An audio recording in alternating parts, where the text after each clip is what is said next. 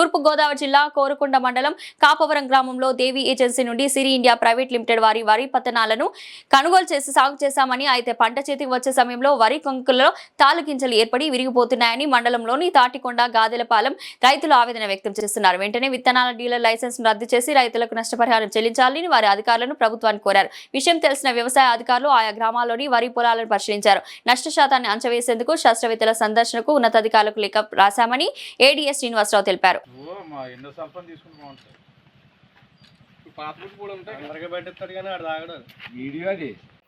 నారా చంద్రబాబు నాయుడు గారికి, అలాగే deputy CM Konidela Pawan Kalyan గారికి మేము దాదాపుగా తంటికొండ గ్రామంలో 800 ఎకరాలు వరి సాగు ఈ 1166 సిరి 1166 అని విత్తనం మేము పెట్టి ఉన్నామండి. ఈ విత్తనం 30 రోజుల తర్వాత 30 రోజుల వరకు కూడా చేను తయారవ్వలేదండి పెట్టిన కానించి. అదేవిధంగా తయారైంది పోన్లే పిండి తప్పదప్పాలుగా మేము ఇంచుమించులో 7 కోటలు 14 బత్తాల దాకా పిండి వేసి ఉన్నామండి.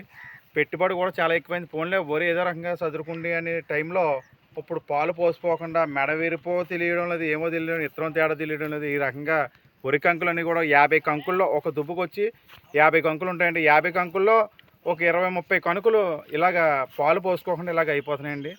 దానివల్ల తీవ్రమైన వరి పంట మాకు నష్టం కలుగుతుంది. దీని గురించి కోరుకొండ బుజ్జి షాపు వద్ద మేము అందరూ కూడా శ్రీదేవి ఏజెన్సీ వద్ద మేము ఖరీదు చేసి ఉన్నామండి. దపదపాలుగా మేము ఒక డిస్ట్రిబ్యూటర్స్ తంటికొండ బీసెట్ వెంకటేశ్వరరావు గారు ఉన్నాయి, అలాగే గాదిలపాలెం తుమ్మలపల్లి గంగాధర్ గారు ఉన్నాయి. వారి దగ్గర నుంచి మేము విత్తనాలు సేకరించి మేము వరి పంట సాగు చేస్తున్నామండి. దీనివల్ల మేము చాలా నష్టపోతామండి. ఎందుకంటే ఎకరం 50 కాటాలు అయ్యేది ఈ రోజున చూస్తే 20 కాటాలు అయ్యి కూడా పరిస్థితి లేదు.